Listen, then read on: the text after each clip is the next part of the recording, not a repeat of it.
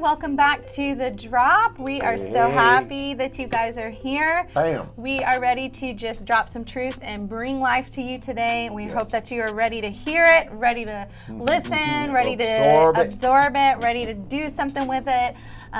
Because that's why we're here, right? That's right. Yeah, but we've been talking about living intentionally and how important that is for our lives and all the different aspects and ways that we can do that. And so today we're talking about like having intentional partners and people in our life.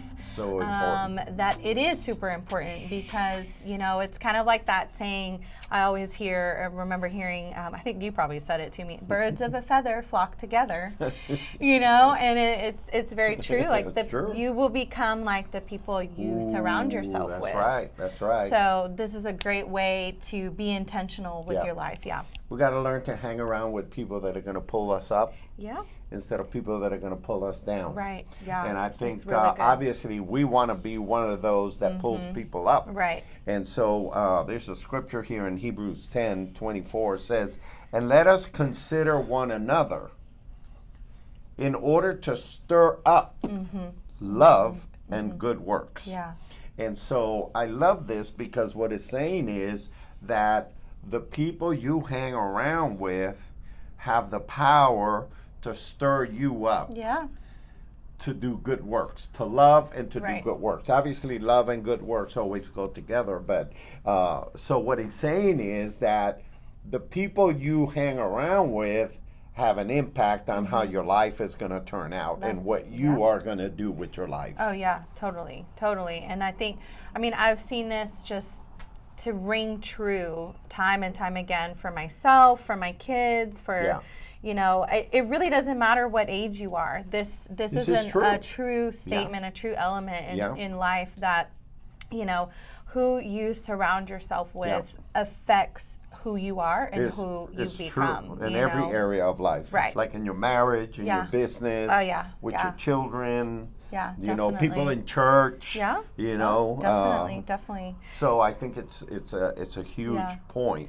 Yeah. And I don't know if we're so tuned into this because it's almost like, you know, friendships happen sometimes randomly. And I think things, you can connect with people randomly, but you have to choose the people you're going to share your life with. Yeah, and that I think is super, super important to not only understand that you can choose that, you know, but to make sure that, like we've been talking about, to make sure that you're being intentional with who you choose to be like your core people around you, you know, because there's different levels of friendships and interactions, you know, but the core people that you're going to share your life with, open your life to, receive advice, give advice, those are the people that you need to be super intentional with because it's going to affect you in a good or a negative way. Those people can determine your success or your failure. Yeah, no, it's true. I think we have two extremes here when I think about this. I think about two extreme people.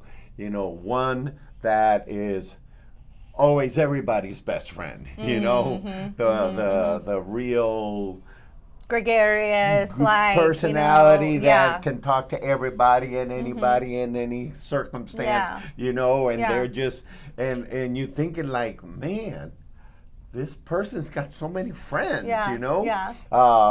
So that's one extreme. The other extreme is a person that just kind of sits at home and says, hey, you know, I don't need anybody. Right. I can do my thing. Right. You know, and I can live my life. And both extremes are not always like the best processing. Exactly. Yeah, because the super gregarious social person could have a lot of acquaintances, but maybe not a lot of meaningful friendships that really connect with. And then obviously the other extreme is they just have no one and nothing, you know. And they think they're okay, but they're not, you know. And I remember no, it wasn't last year, it was 2 years ago when our eldest daughter was in 5th grade. And she's experienced a lot of different like change and group of friends changing, and more than any of our other kids. It's just kind of how life has happened for her, which I know is going to make her stronger, you know, in the long run. But so she started a brand new school in 5th grade when we moved to Burleson. And so she was trying to find her way. It was her first time in public school. The public schools there are really great. But so she's trying to find her way, and she started the year out great. And as she was making new friends, towards the end of the year, she kind of hooked up with some kids that weren't like the best influence, you know. They were getting in trouble, and so it started rubbing off on her. And I remember we, like, towards the end of, like, probably the last 3 months of school, we got, like, 3 phone calls from the school about Evie, which never, like, we would never get phone calls about her. You know, she's just not really that kid.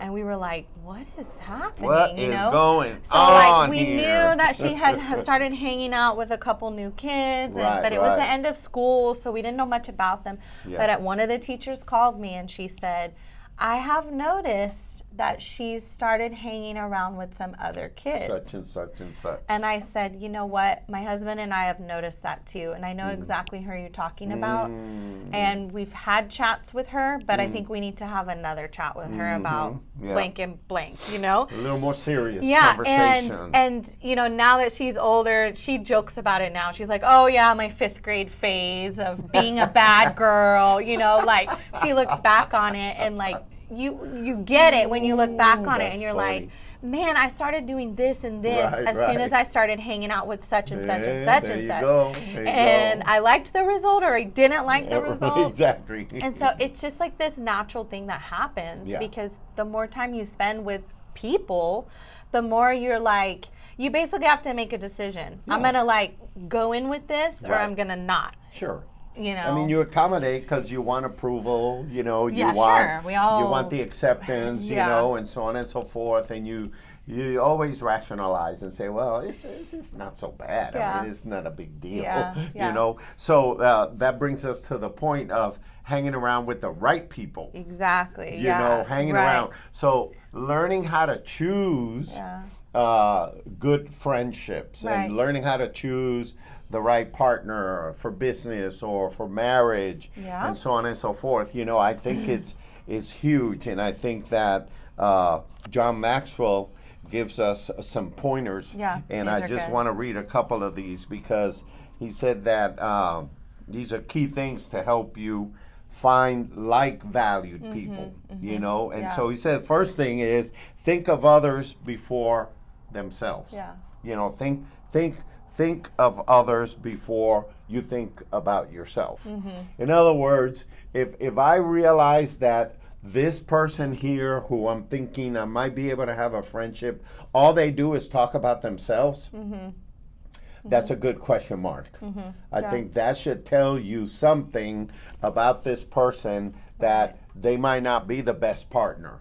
They might not be the best friend because they are completely consumed with themselves. So that means they don't make a lot of room for other people. The other one is have a passion that's contagious. If you know, if you are passionate about something, then stay focused on that.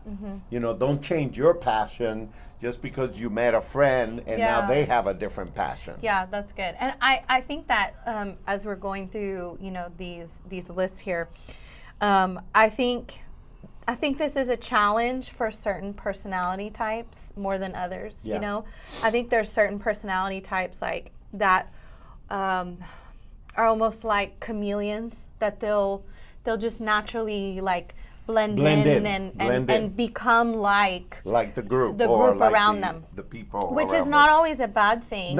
But it could become a negative you know, a negative thing if those people are not going the direction you want to go. You know, and then there's the other side where it's a little easier, I think, for those people to be able to say, do I want to be like this? Are these people going the same way I'm going? Yeah. Are they similar? And Sure. is this a place I want to spend a lot of time with? Yeah. And so I think it is important to recognize that about yourself, your Those are self tendencies. Good questions right there. Yeah. Yeah. That helps you sort through and make some choices that are intentional. Yeah, because if you have the personality type where it's easy for you to just blend in with a group, then you need to ask yourself, is this the kind of group I want to blend with? You know? And because if you know that's just your natural tendency, then you might find yourself doing it unintentionally with a group that maybe is not the best for you. So you might have to make a little switch about that, you know? The other one is connect and provide great support. In other words, if you're looking to have a relationship with someone, whether it's a lifetime partner or a friend or a business partner, you know, do they provide support? Are they supportive people? You know, or are they critical? Are they constantly challenging you?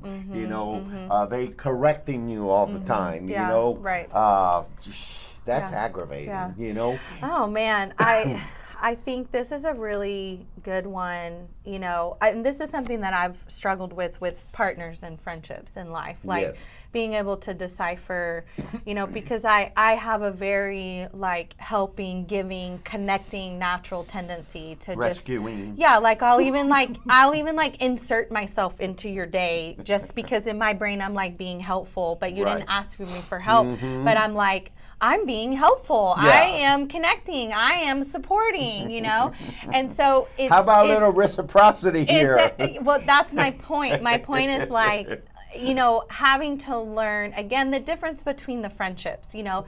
This is just a friend that's like, oh, let's just have fun and hang out whenever. Sure. Oh, no, but this is a friend that reciprocates you know, the time, the attention, you know, maybe not exactly like me because, you know, that's not fair to expect Everybody's that either. Different. But like, no, this person cares, this person's interested. They want to connect with me too. Exactly. This is a person that I want to link up with. Absolutely. You know, to go beyond that like, oh, let's just go have fun together. That would be the right kind of partner. Right. You know? Because they provide support and they are encouraging. Yeah, exactly. And that means that they have the ability to care for you. Exactly. As a friend. Yeah. The other one is show a can-do creative spirit about challenges. I love this one.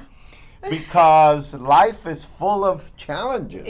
Life is full of conflicts and, you know, problems and decisions to be made, choices to be made, and you wanna have a partner that is encouraging and creative and positive instead of like, oh, nobody's ever done that before. Good luck.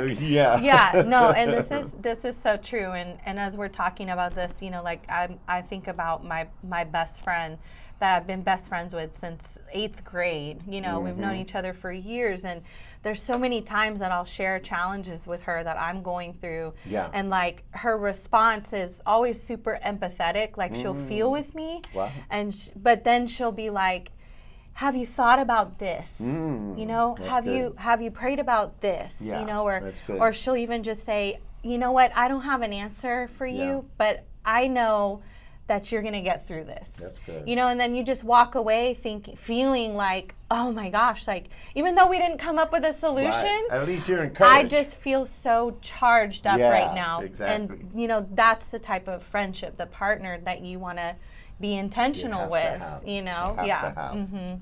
Because, you know, needing partners, needing friendship, needing people around you that you can contribute to their life and they can contribute to yours, there's nothing to be ashamed of. No, that's actually the way God works. Yes. You know, and that's why we are called the body of Christ. Yeah, that's right. Because we're all interconnected. Yeah. And I think that, but when you do it intentionally, you're looking for certain qualities. Exactly. You're looking for certain characteristics so that you protect yourself, so that you don't open yourself to someone who is going to mismanage the relationship. And is going to bring some scars and some pain.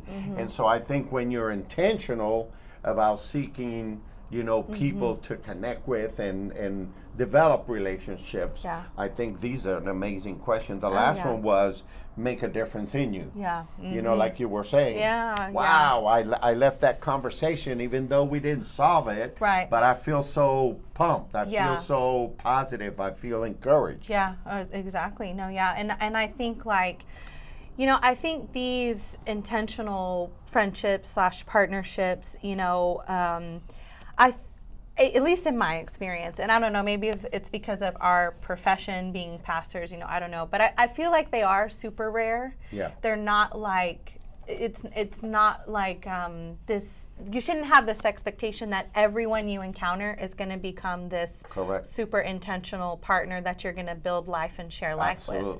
You know, that they are few and far between. And you might count them with one hand. And when you do find them, you still have to work at being intentional with building that partnership. You know, like I think a perfect example is a marriage relationship. You know, it's like you find that fit, you make that choice to share life with that person, and you still, you know, you've been married 40-something years, which is amazing. 44. We've been married, I think, I've kind of lost track. It's 14 or 15. I honestly don't. 15. 15, I think it's 15. I don't know. I think we did the math. This year's 14. 14. I think, but now I can't remember because I think it is because we were like, oh, we should do something really cool for our 15th anniversary. Anyways, you still have to be intentional with building. You gotta work you know, with doing these things, thinking of the other person That's before yourself, and making sure they're doing that for you. And so there's still this intentionality that you have to do. And you to grow. You grow in that. Continue to grow and build. You grow in that. Yeah. I think that's. You know, when you have friends like that, and I have a few friends like that. Right. You know, I have one friend that's my best friend that we've known each other for 45 years. Wow, that's amazing. And we still hang out together, you know. I love watching you guys hang out together. It's literally like watching two like teenage boys just hanging out. Even though you're much older than a teenage boy, I love seeing you guys interact. We're senior citizens now. Two little senior citizens just laughing and having so much fun, and I love it. I love seeing that. And you know, you work through all these things. You know, you learn to care for one another, and you also you know, grow in that. And I think that one of the beautiful things about friendship like that is that, man, you have somebody in your life that you know that really cares about you. And you care about them. And you know, when everything is said and done, the bottom line in life is who you love and who loves you. Oh man. And that's the bottom line of it all. And I think that when you learn how to select your friendships intentionally, then I think you have a much better opportunity to have such a rich life. That's really good. Oh man, that's so true. Very true. I agree. So I think we'll close with this. An intentional life requires intentional partners. Because no one is too small a number. Because one is too small a number. Because one is too small a number to achieve greatness. Can't do it by yourself. No one can. Can't do it by yourself. No, even no matter how talented you are. Even when you think about, like, you know, I know some sports stuff because of my husband. He tells me random sports things, and I'm like, I don't really care, but, you know, here we are. You're still telling me that's great. I love it. Right. But I know, like, Dirk Nowitzki, to me, a great, incredible basketball player. One of the greatest. You know, he was one guy, but, like, he didn't do that. He didn't achieve that greatness by himself. No, like, he had a trainer that was with him from the beginning and pushed him, and then his coaches and you know, other players. And it's like, when you think about great people, a lot of times you see that greatness and you see that great person, but you don't even know, like, the web that's under them that helped them become lots of people. That great person. Well, think about Tiger Woods. You know, the best golfer, one of the best golfers ever. You know, and golfing is one of those sports where it's just you. And, literally. And if you're playing a tournament, you got your caddy, right? But you think like, oh man, this is a one-man sport. No, you got your caddy, you got your trainer, you got your putting trainer, you got your driving trainer, you got your physical therapy trainer, you know, and you got all kinds of people behind you, helping you, you know, and that's so why when you achieve anything in life, you really should have an attitude of gratitude and say, I'm so grateful for such and such and such and such and such and such, because I know I didn't get here by myself. Right. All these other people were actually lifting me up and pushing me up, you know. Exactly. And that's so good. And but that's what happens when you hang around with good people. Yeah, that's you know, right. And you select good people to hang around and with. it's important. It's important. So I think a good takeaway from this is like, evaluate who you're being intentional with. You know, sometimes it's easy, I think, to just, you know, have friendships or whatever that are just like based on convenience. You know, oh, I see this person all the time, so whatever. Sure. And there's nothing wrong with that, but ask yourself, like, is there something or someone I want to be more intentional with, you know, to be beneficial to their life, but also because I know they benefit my life and we have a connection.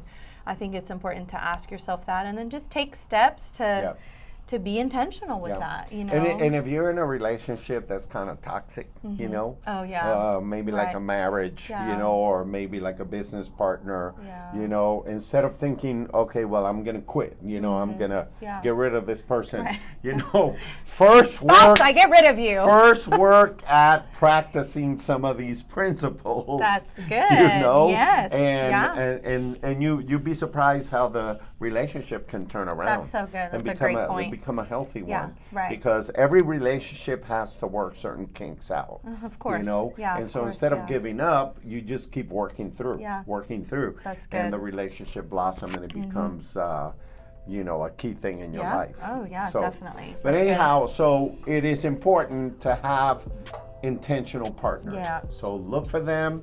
Follow these principles, and your choice and your selection will be at least a little wiser, and the result will be so much better. Yes, definitely. So thank you for being here at The Drop once again. Hopefully it's built you up and encouraged you. And hey, we'll see you at the next episode. Same time, same place next week. Have a great week, everybody. Bye.